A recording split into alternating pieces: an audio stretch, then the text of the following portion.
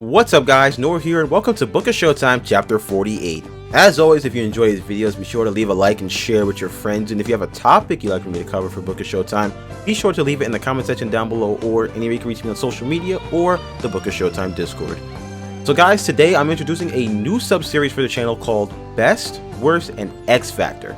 In these chapters, you guys give me a franchise, could be games, movies, TV shows, anything that has enough installments that I'm familiar with, and I tell you guys which one is the best, which one is the worst, and then I select an X Factor, which can be the most underrated, most overrated, or most important in the series.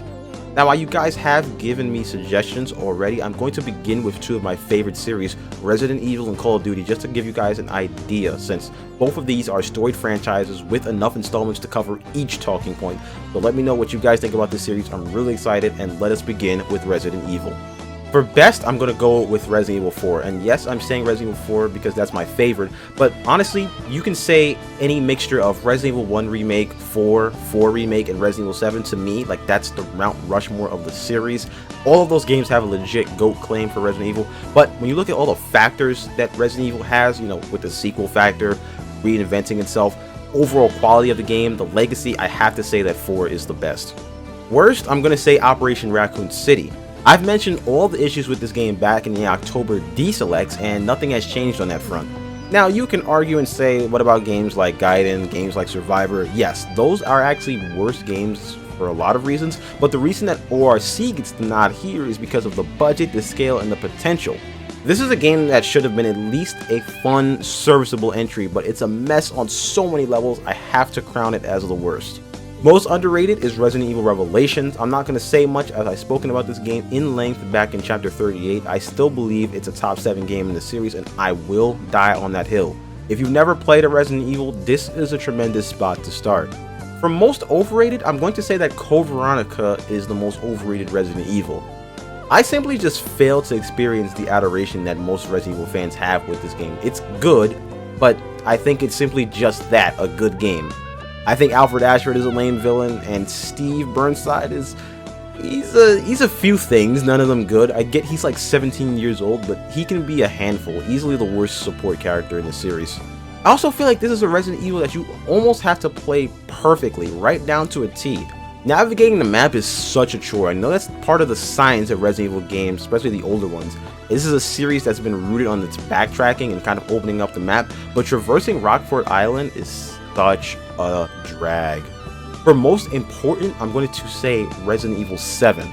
This once again proves why Resident Evil is like the GOAT horror series to me. It reinvented itself into everything it should be in the modern era, but it stayed true to itself, its storytelling, its core, but it also changed up enough that we have an entire new generation of Resident Evil fans, you know, and I think that's just fantastic.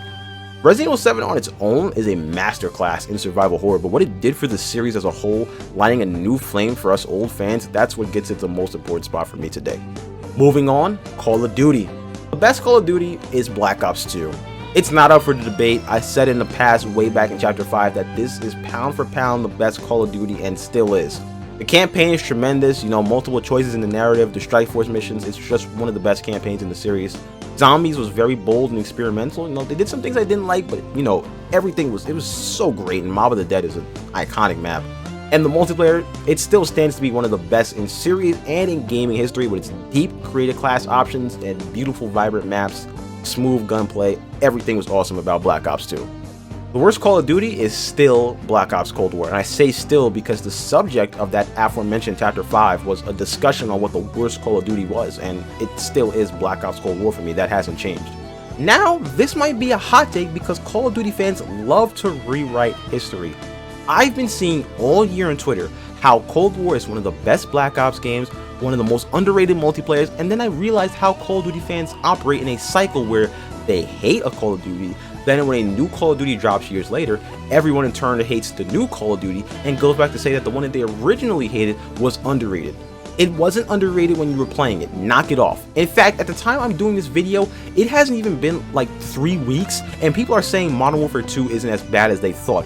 You guys, I'm sorry, this is a big rant now, but you guys literally hated everything about Modern Warfare 2 for an entire year, and the whole premise of Modern Warfare 3, all the marketing and hype for Modern Warfare 3 was how it wasn't Modern Warfare 2. It was undoing everything that you guys hated, and I'm seeing guys saying that Modern Warfare 2 is not as bad anymore. Come on.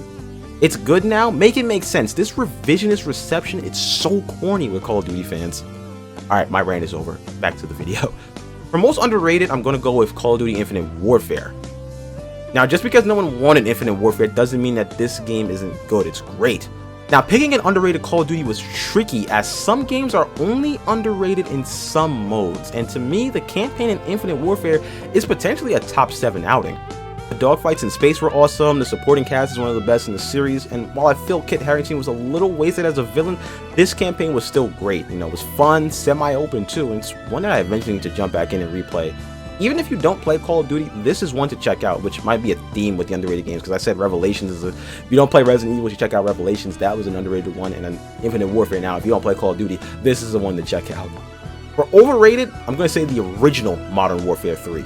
Now, Modern Warfare 3 isn't a bad game in any department, but it has the unfortunate honor of being overrated because when you look at how the games around it innovated, this was during the golden era of Call of Duty, Modern Warfare 3 to me was easily the weakest.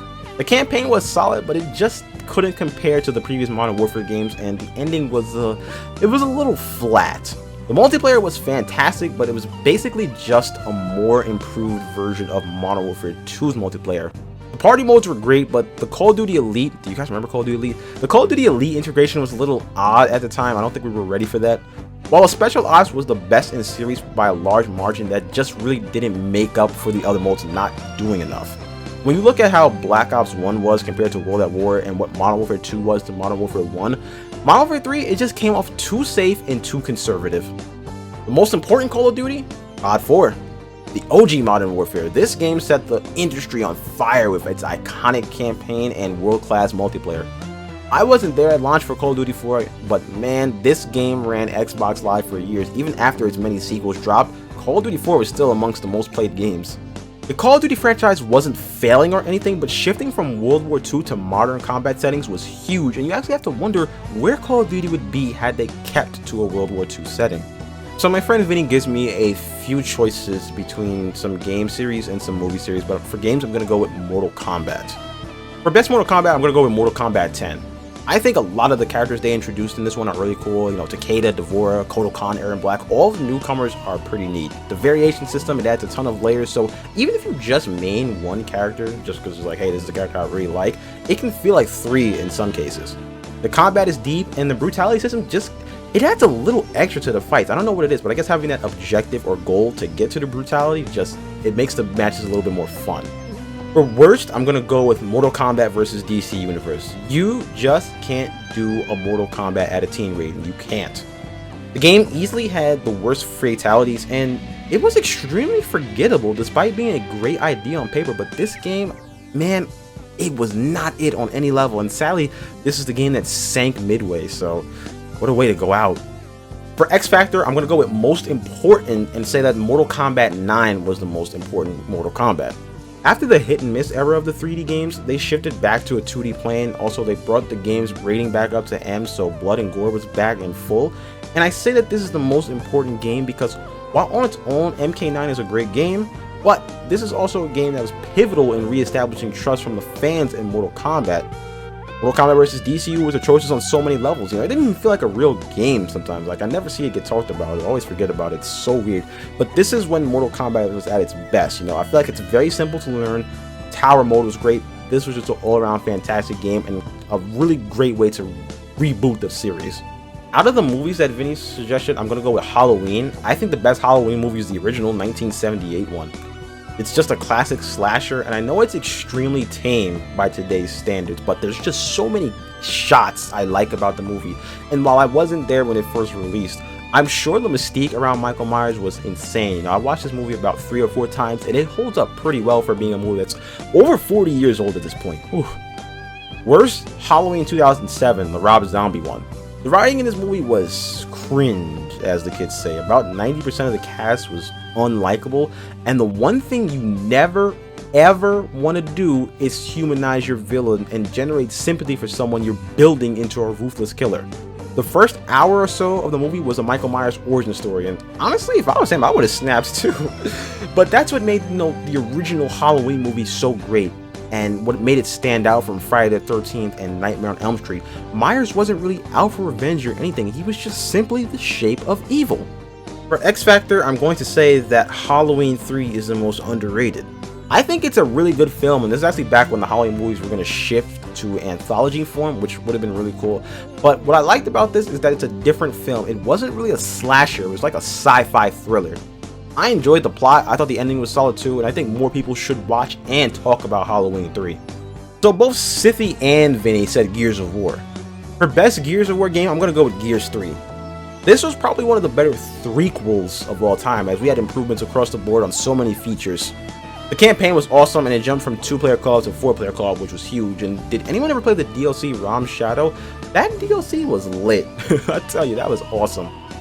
The Horde mode was fantastic, and I know it was difficult, but it was still really fun. And speaking of Ram Shadow, did you guys ever play Beast mode? You guys remember Beast mode? It was Horde mode in reverse. It was actually really cool. I'd like to see it come back in the next Gears game. For the worst in this series, I'm going to go with Gears of War Judgment. I've spoken about this in the past when discussing the biggest downgrades in gaming. Gears Judgment just kind of reeked of being a cash grab to me while they decided where to go next in the franchise. This game had no soul, no memorable moments, nothing of note that stood out. I just have nothing positive to say about this game. It had free-for-all, which was cool, but if you ever thought about playing this series, this is the game to avoid. For X Factor, I'm going to go with underrated and say that Gears of War 1 was underrated. Now, every game in this series feels properly rated, but I'm throwing the OG Gears here because I feel it's underrated as a horror game. Now, I know you guys might be tired of me using the term non-horror horror game, but I'm sorry, there's just too many elements of horror in this game for me to not bring it up. You can also say the same thing about Gears of War 2. The creepy sections against the krill, the darker colors and tones, the close environments, it's all very eerie. It just adds more to the game. So Zorky says Mario, and I'm fairly certain Zorky picked this as a troll entry because, well, he's Zorky and there's about 2 million Mario's games, but I actually found out a way I can cover this. I'm going to break them down by genre, as the Mario games have so many variations. So in today's episode, I'll cover the 3D Mario games, and next time it'll be the 2D side-scrolling ones, or the sports games, or the party games, and so on and so forth. So for best 3D Mario game, I'm going with Super Mario Odyssey. Easily the best Switch game. Yes, I said the best Switch game. Such a beautiful experience, and I think every all-time great game has that one signature moment, and the New Donk City Music Festival was something else, I tell you. What's upsetting is I had Super Mario Odyssey in my possession for like 2 years before I played it, and I'm very disappointed in myself. This game was amazing. The music, the graphic, the worlds, the enemy and character designs, perfect. All of it. For worst, I'm going with Super Mario 3D All-Stars. Whoa, Nora, these are 3 great games. What's going on? Hear me out, hear me out. Not ripping on the games themselves. Technically, this is not even a game, this is a collection. I'm ripping on the concept and execution of this collection. Mario 3D All-Stars was released in September of 2020 as a timed release until March the following year, meaning that if you didn't buy it within that 6-month window, you could never buy it again unless through a secondhand market. This made no sense at all, seriously. Like, if the physical copies were a one-time print, okay, fine, that makes a lot of sense to me. But you can't even get the game digitally anymore.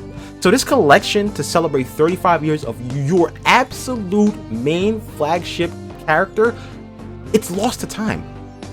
The collection itself was also just above the level of acceptable, which seems to be Nintendo's MO when it comes to a lot of their HD collections or ports. It just, it reeks of being predatory to its base, as now everyone who's a Mario fan has to rush and buy this game. Heck, I'm a little bit of a hypocrite because I have it. I felt like I had to get it. Super Mario 64 is in my top 10 all-time favorite games, and to have a special anniversary copy of it, that was important to me. Speaking of important, for X Factor, most important Mario game, Super Mario 64.